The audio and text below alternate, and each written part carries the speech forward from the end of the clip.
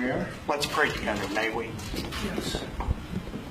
Father, your word says, if your people who are called by your name will humble themselves and pray and seek your face, you will forgive their sins and heal their land. Father, I thank you that we have a president, President Donald Trump, who believes in the power of prayer.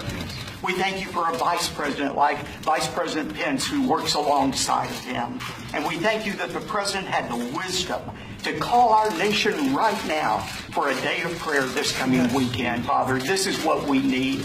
We pray for healing for our country. Yes. We pray for physical healing for those who have suffered the devastation from Hurricane Harvey. Father, be with them. Provide for their needs. Help us to be the embodiment of Jesus Christ as we minister to them.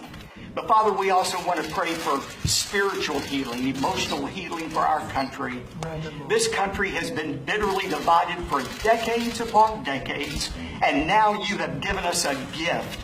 President Donald Trump, who wants to bring healing to this country, and he is bringing healing to this country. And I pray that you would give him and Vice President Pence the wisdom they need to truly make our country the country you want us to be. We want America to be great again, and we can know that America can only be great if America is good. And we know we have a president who wants to make America good. I pray your blessing upon him, the First Lady, their family. Give them wisdom as they seek to honor you. And we pray this in the name of the Lord Jesus Christ, who came and died and rose again that we might have eternal life. It's in his name that we pray. Amen. Amen.